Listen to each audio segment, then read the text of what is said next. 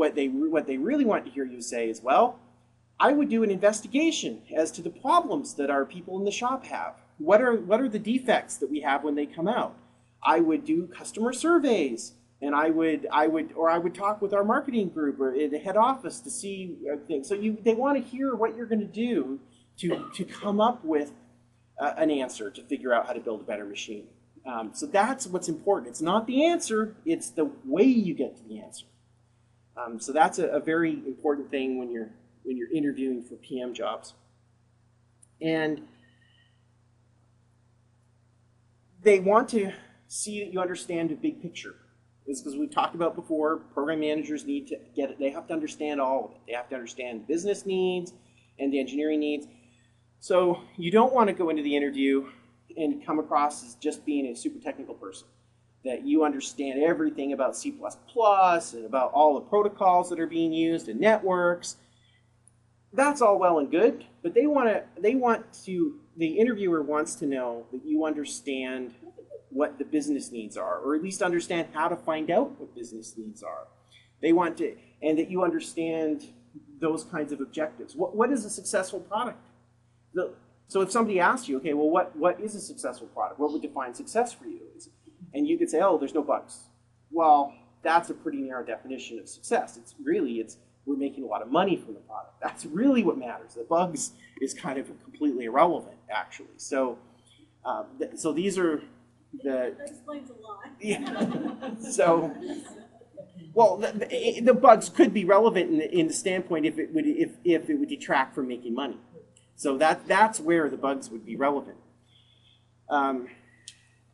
So those are some of the thoughts I have of some of the things that they really focus on in interviews.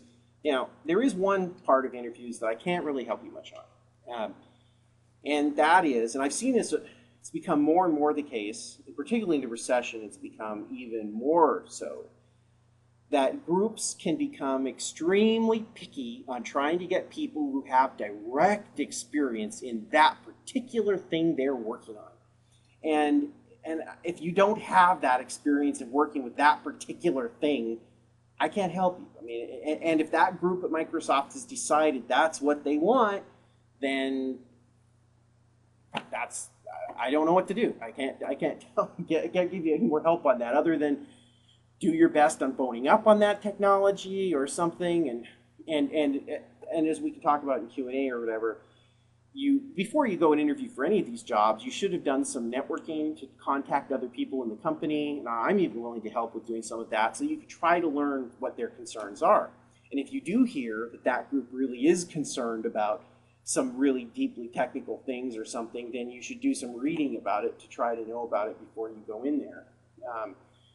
But even before the recession, years ago, I can recall interviewing people who didn't have a lot of experience in some of the specific areas that we were working on, again, the networking thing. And in some of those things, like think of some network security protocols like IPsec, there's not a lot of people who work with those things in the industry. So your pool of people is pretty sparse. Even in a recession where there's a lot of people looking for jobs, some of these protocols and things are so highly specialized. I mean, maybe there's only 20 PMs in the world who've even managed projects with those kinds of things.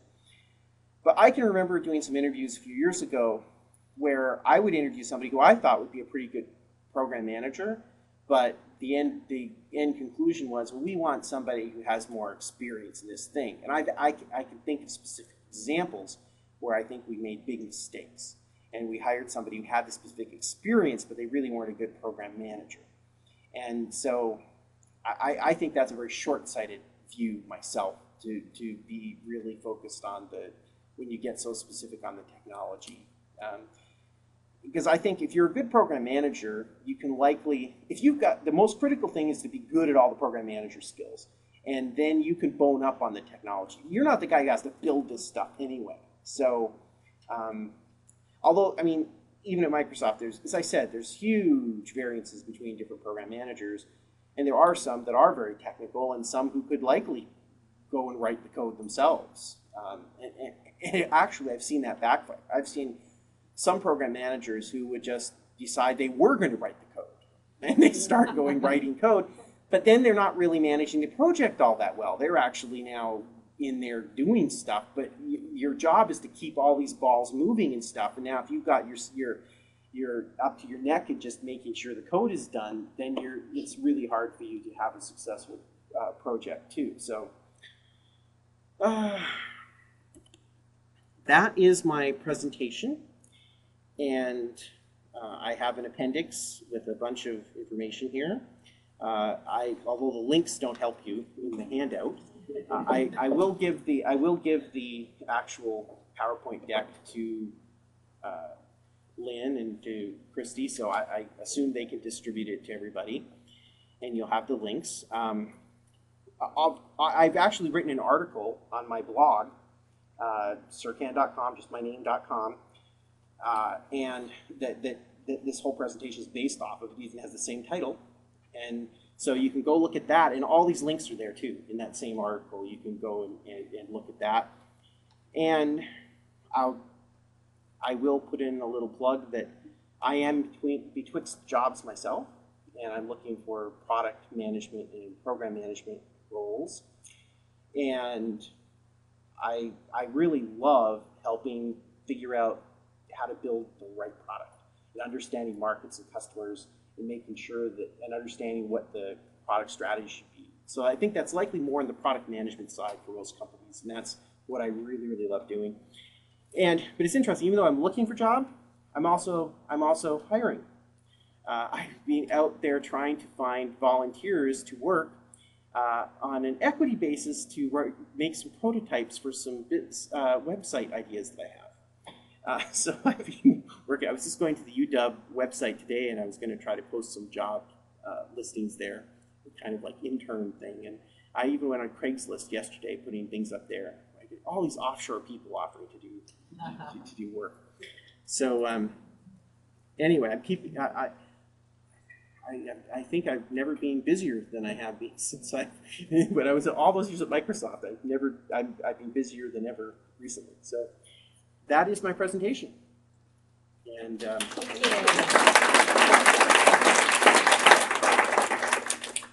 Christy? Yeah, you alluded to giving us a little bit more information on actually how to get an interview, because so many of us have applied online and never heard back. So Christy asked, how do you get an interview at Microsoft? So there are ways to do it. There are things you can do. No guarantees. I mean, it's hard at the best of times, but I have some thoughts and some advice I can give. And many of my thoughts, by the way, are directly applicable to any employer. So all the jobs at Microsoft, they do post on their public website. So you go look at Microsoft.com/jobs, I believe. I think Careers works too. I think they've got a bunch of things. But you go and you look there, just look at the jobs that are posted. You look at program management jobs. And so that tells you the openings. That's not 100% accurate. I absolutely know there are some jobs posted that aren't even real. And I also know that there are some jobs that they would hire if they find the right person, but they don't actually officially post it. So But I'd say 90% of the jobs there, 90% of the jobs that you'd see there are, that's 90% of the jobs that are there, other than the few that aren't really real jobs. And there's funny things that happen with that. I mean, sometimes they want to hire somebody internally, they already know who they want, but for legal requirements, they have to post the job. There are also cases where they were downsizing the organization and let a bunch of people go, and they didn't give them severances, and so then you'll list the position to show you were still trying to rehire, but then after 4 or 5 months you remove the job and you say, well, we changed our requirements, but you really weren't ever planning on rehiring in the first place. So there's these kinds of things that happen, but by and large it's true. So then once you found a job that you think this could be interesting, you want to do some networking, not the network protocol type, but actually talking with people, and find some people at Microsoft and hopefully people in that group at Microsoft to learn some more about the job. And